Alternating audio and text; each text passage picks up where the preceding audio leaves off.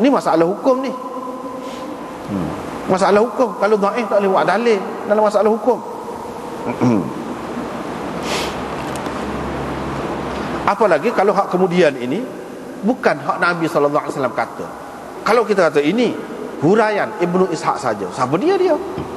Ya kita nak pegang sangat. Lagilah mana hak ni. Sebab itu kata Wahab mengelirukan. Ni keliru ni Imam Abu Daud kata. Sebab itu Imam Abu Daud sendiri pun dia kata Ibnu Ishaq ni dhaif. Lepas tu dia mari dalam kitab dia. Tak apalah dia nak melera orang lain. Orang lain kata setara mana, tengok sendiri. Gitu. Tengok sendiri. Misalnya Ibnu Ishaq buat mari, dia kata lagu ni. Mana dia tidak tak kuat. Orangnya ada terima hak dia pun, dia mesti ada sokongan hak lain juga. Kalau semata-mata dia tak boleh.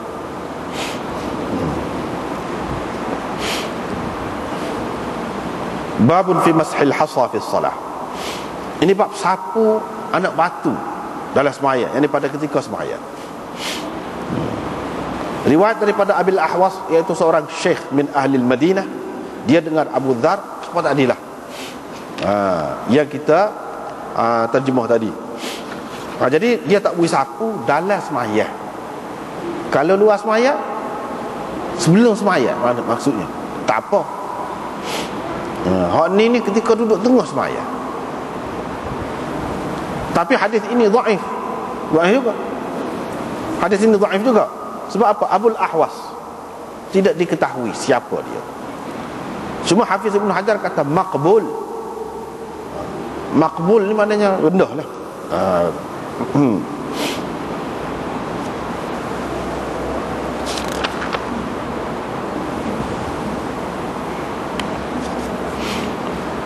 Tetapi ramai yang mengatakan dia ni tidak diketahui siapa dia, Abul Ahwas.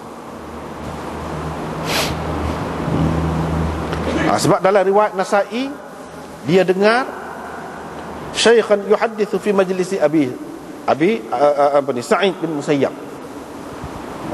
Dia mendengar seorang syekh, yang Zuhri mendengar seorang syekh yang bercerita dalam majlis Sa'id bin Musayyab. Siapa syekh itu?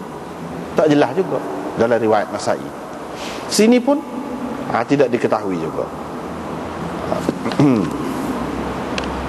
Tapi dalam riwayat satu lagi, tak apa hak tu, maknanya ada juga cerita tak boleh sapu ni. Maksudnya kalau bersemayam di tengah padang lah, tempat berbatu gapo tu, kalau kita tak ada sejadah, tak ada gapo, kita tak boleh sapu tengah semayam. Tak boleh sapu. Sebab hak ada tu akan menjadi saksi kepada kita. Jadi kalau kita tak boleh, sakit kau, tak usah berat sangat lah, tak usah lah tekan sangat. Gitu je lah. Kalau nak sapu pun sebelum sembahyang. Tengah-tengah duduk sembahyang tu tidak. Sebab itu rahmat duduk tunggu. Kita sapu tu macam isyarat lah. Isyarat kepada kita tak sih. Seolah-olahnya begitu. Walau bagaimanapun hadis ini tidak kuat. Maknanya kalau seseorang tu nak sapu, boleh juga. Cuma jangan sapu banyak kali. Sebab takut banyak kali tu jadi banyak pula melakukan perbuatan tu. Jadi sebab tu, bukan sebab tak boleh sapu. Dalam hadis yang kedua dia kata kalau nak sapu juga sekali dalam sembahyang. Supaya tidak berlaku nak sapu dalam sembahyang, lapik lah, senang, habis cerita. Ambil sejadah, lapik. Ambil kain kau, lapik situ. Sebab sahabat-sahabat, dia kalau panas kena ada batu tu, dia ambil ni baju dia besar, dia ambil betul. Gitu dia sujud atas kain. Ataupun ambil kain lain, sujud atas. Tak apa pun, serupa dengan sapu juga tu lah. Kalau maksud tak boleh kena juga, apa maknanya dia letak gitu? Hal tu riwayat yang sahih dalam Bukhari gapo pun ada. Maknanya apa ni, kata sapu batu ni tidak kata mutlak tak boleh. Cuma takut jadi banyak sangat bergerak dalam sembahyang, kerana tu je. Tapi kalau ia menghilangkan khusyuk kita yakin kalau lagu ni menghilang, tak apa sapu. Tapi jangan duduk sapu banyak kali lah. Gitu, gerak banyak gitu, sapu sekali. Lepas tu kalau rakaat yang kedua pula, sekali. Nak beri rata sikit pasir tu, takut sakit dahi. Kalau kita tidak lapik lah. Kalau lapik tu habis cerita lah, selesai lah. Jadi boleh kita nak sapu pun boleh. La tamsah wa anta tusalli. Kalau nak buat juga, maka sekali je lah. Ini bukan makna sekali dalam sepanjang semaya tu, tidak. Sekali buat. Lepas tu pada ketika yang lain sapu pula. Nak sujud pula tu. Tu tak apa, panggil sekali juga lagu tu. Hak maksud sekali ni, dia tak senya kepada ketika kita sapu tu banyak kali gitu. Hak tu tak seh. Sekali sapu. Lepas tu senyap. Nak sujud yang kedua tu sapu pula sekali. Gitu tak apa, termasuk dalam sekali. Gapo dia nak buat ni, sapu ni, taswiyatul hasa, yang ni meratakan anak batu. Kita nak suruh biar rata. Kita sapu tu nak suruh biar rata. Tak apa, boleh kalau nak buat. Cumanya yang dilarang ni takut kita jadi macam sibuk dengan benda lain lah, benda luar dalam sembahyang. Jadi supaya tidak berlaku semua ini, tak usah sembahyang situ. Sembahyang lain. Ataupun kalau tak ada tempat juga, lapik. Kalau tak boleh nak lapik juga, tak ada juga, buat seperti tadi gitu. Yang penting di sini, ke mana-mana pun nak suruh khusyuk. Jadi nak suruh khusyuk tu, sapu tadi nak suruh khusyuk. Tidak sapu hak larang sapu tu pun nak suruh khusyuk tu. Takut jadi duduk galik tu sapu. Hak maksud nak khusyuk dalam sembahyang. Tidak sibuk dengan benda-benda luar. Hak tu hak nak.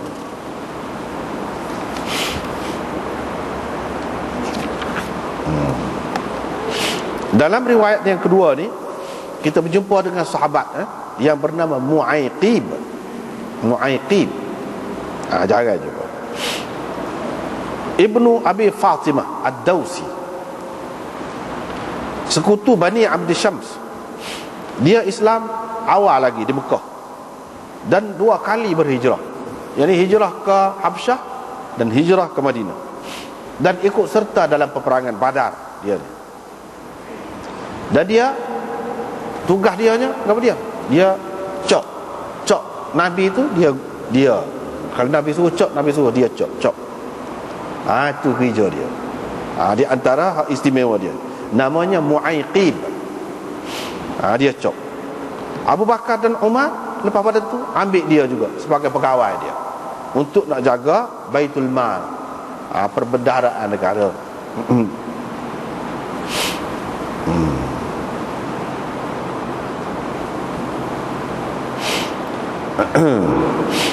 Dan dia ni kena penyakit juzam.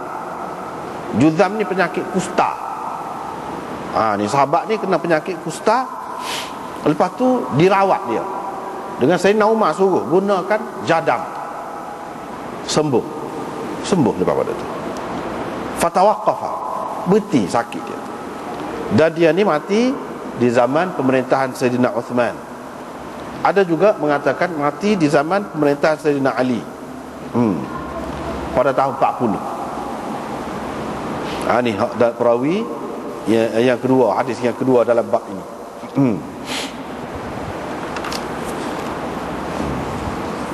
Babur rajul yusalli mukhtasiran. Ini bab orang yang bersembahyang dengan bercekak pinggang. Dia tidak dakap qiyam.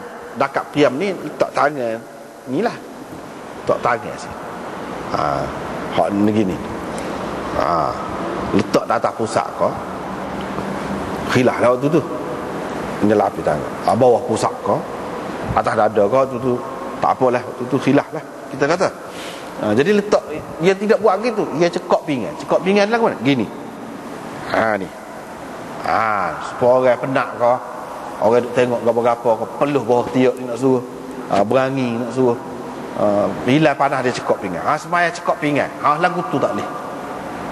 Adapun dakap qiyam, gini kau, ataupun tidak dakap kau betul kau, sebab Imam Malik, pendapat Imam Malik tu, luruskan tangan ke bawah, tak apa juga.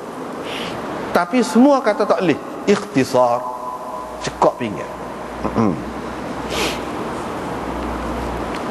Riwayat daripada Abi Hurairah, dia kata Rasulullah sallallahu alaihi wasallam melarang daripada ikhtisar dalam sembahyang.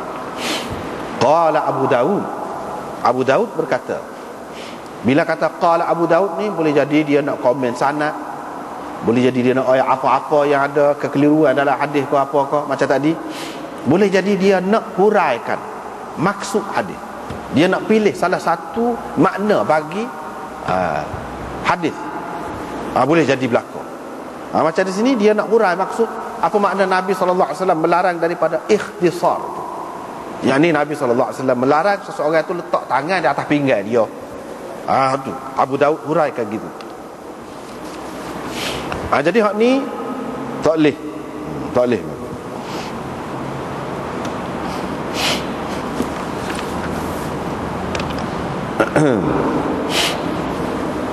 Jadi tak boleh tu setara mana? Kalau mengikut ahlu zahir, haram. Batal sembahyang? Tidak sampai batal, haram. Tapi kalau mengikut jumhur ulama, kebanyakan ulama dia tidak kata haram, cuma makruh.